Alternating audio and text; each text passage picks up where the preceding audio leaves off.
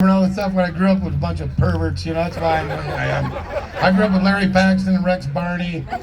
Oh, let me take this shirt off. Snugs forever. We'll give it a little.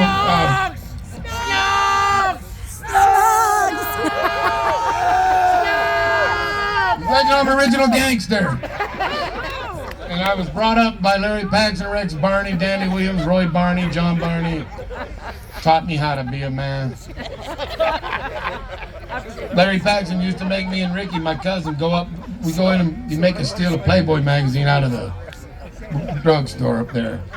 Then we'd all go out behind the drugstore and we'd go between the drugstore and the bar there. And we'd sit there, we'd look at the Playboy magazine and play with ourselves. And we was playing with ourselves, looking at the Playboy, and the preacher had walked by and he says, "Boys, don't you know that's going to make you go blind?" So Ricky got up and ran home. And me and Larry just kept looking at the book and kept going. And preacher must have went around the block. He come right back and goes, "I thought I told you that's making you go blind, boys." Larry goes, "Yeah, he's right, Ernie, I'm out of here." But I was so close, I didn't want to stop. And I just kept looking at that book and going. And pretty soon he goes back and goes, "Ernie, now what did I tell you? It's going to make you go blind." I go, "Preacher, I'm just going to do it till I need glasses, okay?"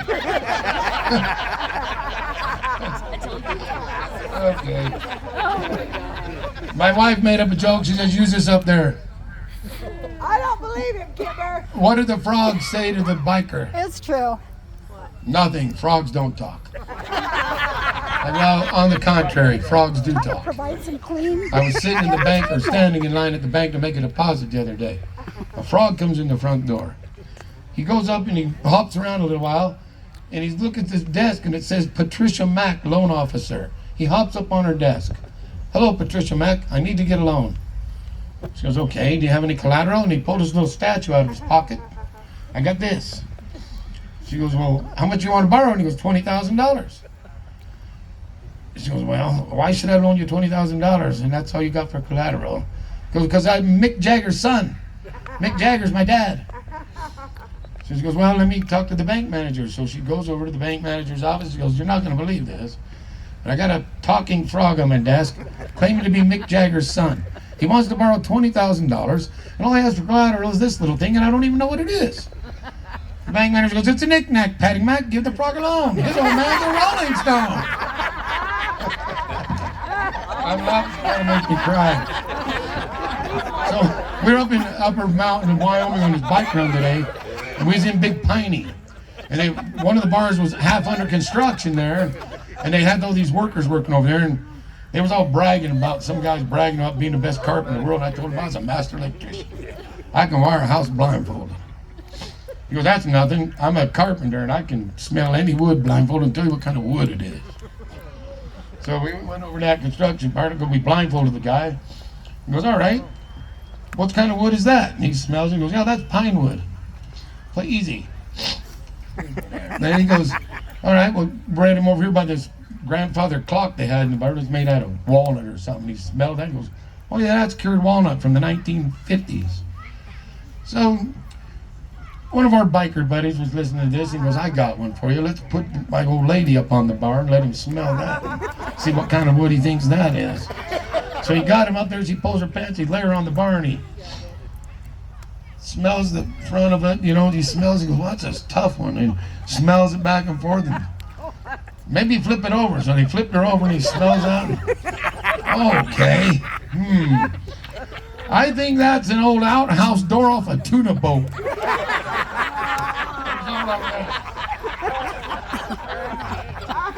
So you got to be careful when you hang around with a bunch of bikers, Because there's a good thing you've heard about on the news. The government's admitting aliens are around. Aliens here. The good news is they pee gas. The bad news is they're like bounty hunters for brains. Brains on their planet are delicacy like caviar. And so they send these alien bounty hunters down to get brains. Construction worker brains get them $50 a pound. For cops and sheriff's brains, $100 a pound. All these brains go on, but the top of the line is biker brains. $350 a pound. I asked him why there's so much. You know how many bikers it takes to get 1 pound of brains together? So, anyway, you got to be real careful because you don't want to get put in jail, especially in Green River or Sweetwater County Jail. I was in there one time and they put you in there and then the holding thing they got and everybody's going to be there for the weekend. I got weekends for like 3 weekends. And you got to pick a guy when you get in there to get a roomie. What do you call it? Cellmate, they call him? Excuse me for wiping my eye, but I got hit with a grasshopper one. Fucking right in my eye. Fucking missed the windshield like a Nazi or what do you call them? One of those kamikaze. Anyway. So I ended up in jail this weekend and I got late. I was in there late. And everybody already picked their bunk mates, you know. And only one was left was Rocky, the biker, over there in the corner. They said, you don't want to get Rocky every weekend. Don't ever get in there with Rocky. He's a horrible guy to be in jail with. So sure enough, everybody got picked and I had nobody else. They crouched, you got to get with Rocky. Get in there, we're locking the doors. So they got in there and he locked the door. He goes, all right, you're going to play house. You want to be the husband or the wife? Well, I better be the husband. I thought about it for a very short time, and I'm going to be the husband in this situation. He goes, all right, get over here and suck your wife's cock. Well,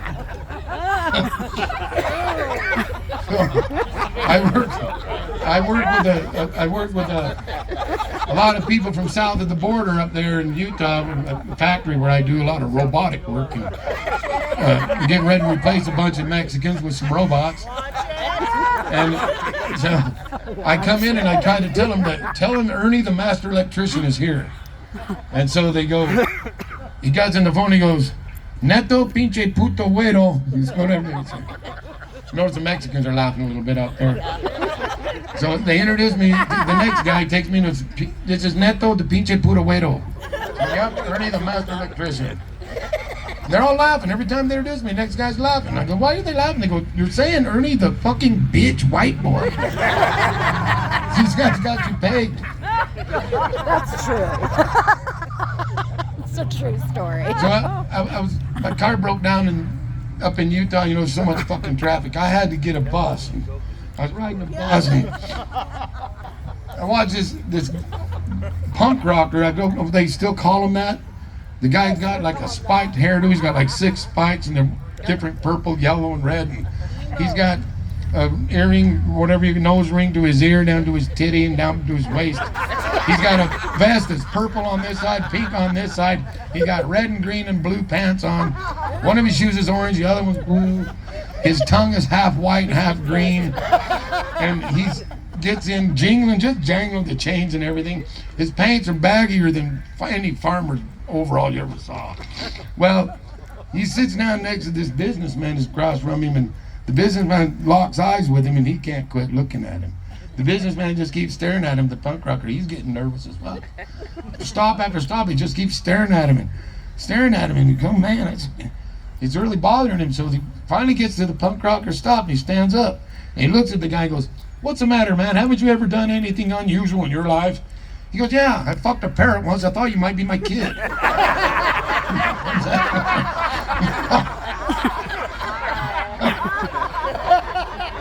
Went to visit my Aunt Edna today. Aunt Edna is 85 years old. She's the only one in the family that's never been married. I don't think she's ever had a boyfriend. Well, we were sitting there visiting with her, and somebody looked between her thighs and her legs. There was a bunch of black bugs crawling around, and they said, Aunt Edna, looks like you got the crabs. She goes, I can't have crabs, I'm a virgin. Oh, come on, you're 85 years old. I'm a virgin, I've never had nothing. Come on, you haven't even had what do they call it?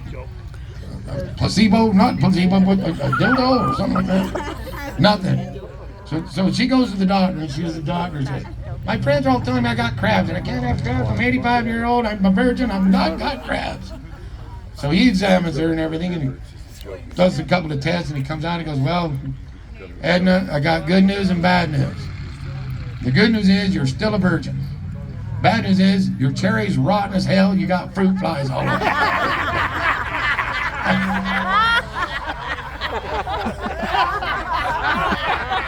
going back about this bisexual, LBJBQ stuff. A friend of mine tried to tell me the other day that every man is a little bit bisexual. No man is 100% macho, oh no, I'm not listening to this. My motto is, if you don't, either you suck dick or you don't suck dick. And if you suck dick, you're a fag. I'm sorry. That's the way it stands. Okay? So, and then we talk about the birds and the bees talk. Your dad talks to you about sex and stuff, but he never tells you about going down on a woman. Okay. Because it's quite shocking for the first time. You never expected it to smell like that. Ernie. And so my cousins warned me. They go, it just depends on the girl. What you're looking for is that light tuna in spring water. Something like light tuna in spring water. Well, when I was growing up, I hung out with Rex Barney, Larry and John Barney and Nick Sanchez and Eddie Sanchez and all them kind of guys. And all I got was leftovers. And I had never smelled when I was 16. I still never smelled one of those. And there was a girl that was named Ruth, and she was a pass-around girl at the biker parties. And so one day, everybody had a girl, and Ruth was looking around, and I kind of looked at her and eyeballed her. Told her, did she do anything for a ride on your motorcycle? And I didn't have a motorcycle. Only Snog that didn't have a motorcycle. So I borrowed Danny's Sportster. Now Danny Williams let me borrow his Sportster to take Ruth for a ride. And we went out to the picnic grounds, me and Ruth. I'm finally getting to smell my light tune in the spring water. I know it's coming tonight. Ruth is easy, they told me. So I get Ruth in the bushes over there, and I smoke a joint with her, and I'm talking, tell her how pretty she's not, but she is. And I asked her if she wanted to take her pants off, and she pulled her shorts off, and she pulled her panties off, and I got down there and got ready, and oh my fucking God. Are you fucking kidding me? I thought it was supposed to smell like spring tuna and light water, whatever. That shit smelled like Kipper snacks with mustard, been sitting on the dashboard of a truck in the sun for 2 weeks. Jesus Christ, woman. I didn't even want any part of it. I got the hell out of it. It's still in I can smell it now. So I go to get on the back of the bike. We're going home. I don't want none of that shit. So she gets on and we're going home, and I know, my buddies are going to see me with Ruth. So I get close to town out there coming in from Jamestown by that stoplight. I stop and I gunned the fuck out of it, and she flew off the back. And I just kept going, ruthless, wasn't it?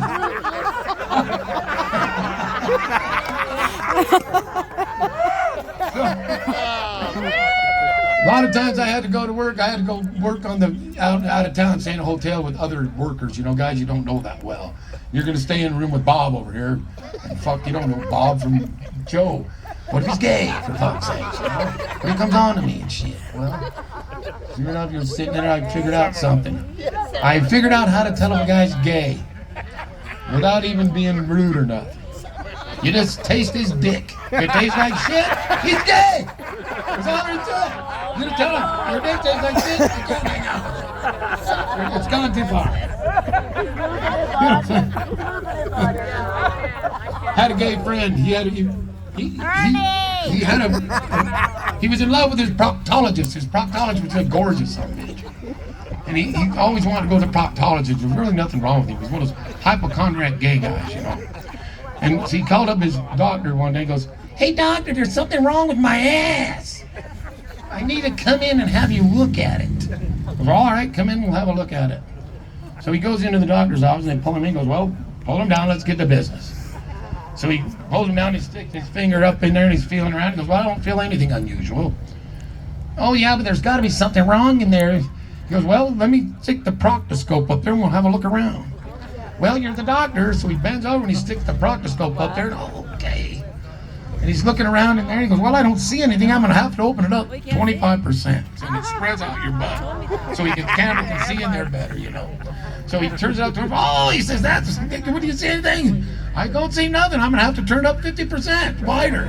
"Okay, well, you're the doctor, okay." And he turns it up and he goes, "Ah," he says, "all right, that's great. What do you see now? Well, I still can't see nothing. I think we're going to have to open up 75%. He goes, oh, God, tell me you're going to.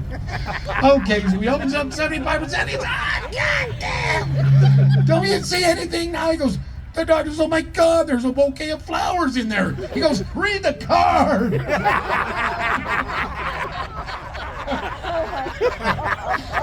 I'm laughing so hard. I'm getting ready for this run today. I come into the bathroom in the Hampton Inn, and my wife's bent over, washing her hair in the bathtub. I never could understand. She puts on her makeup with a robe on. She goes to the bathroom with the robe on, but she's naked when she bends over the bathtub and washes her hair.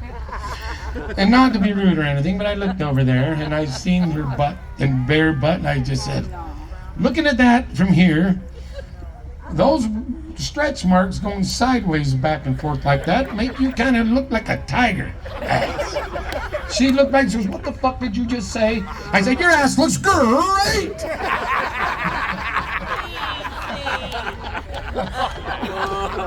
So, Ew, just ew.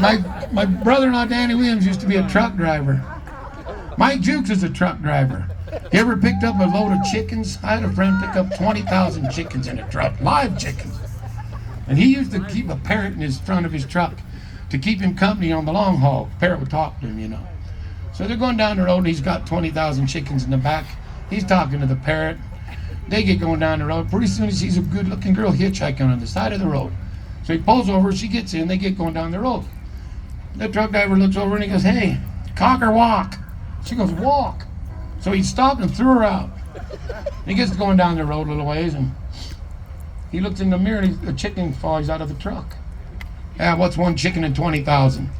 Then he looks in that mirror, a chicken goes out. And then another chicken, and then two chickens. He goes, oh my God, something's going wrong. So he pulls over, go see what's going on, and he gets back there, and he didn't realize when he threw the girl out, the parrot got out, and he was in the back of the truck with all the chickens. He opened the door, and the parrot had a chicken by the neck, and he says, cock or walk, and the chicken said, walk. All right, see if I got anything left for you. Oh yeah, get back when your dad didn't tell you about the smell of the wombs and stuff like that, you know. You might make fun of my big belly. But just recently, my wife had one of those bread diseases down there. God. You know what is that? Some kind of bread disease. And I went down there and ate a couple of loaves. And look what I got. You raised on me? I got a big belly. Okay. Oh, those two were checked off. Do not tell this joke. All right. Oh, there's There was a lot on rabbit there and that a turtle and a Nope, lizard. no. They were prospecting for gold back in the day together in California. And they struck it rich. And they decided to build a mansion. And they're all going to live in this big mansion, the rabbit, the turtle, and the lizard. Everything was working good, but they couldn't get the lawn to grow in the front yard. So they're sitting there eating lunch one day, and Turtle goes, look, someone's going to have to go to town and get some manure so that we can make the lawn grow. And the lizard says, well, good luck, I'm a lizard. I can't go get no goddamn manure. And the turtle goes, well, take me forever, I'm a goddamn turtle. Take me forever to go get some manure. Rabbit goes, all right, I'll fucking go. So the rabbit takes off, and he's gone weeks, months. 6 months the rabbit's gone getting the manure. When he finally comes driving up in a big dump truck full of horse shit, and the mansion's been remodeled. It doesn't even look the same. He goes up and he knocks on the door. A new butler answers the door and he goes, can I help you?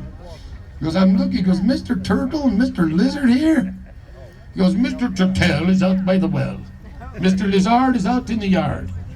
He goes, well, tell Mr. Turtle and Mr. Lizard and Mr. Rabbit is here with his shit. And I thank you for being a good audience, and thanks for putting up with me, and I hope it wasn't too vulgar. Good night.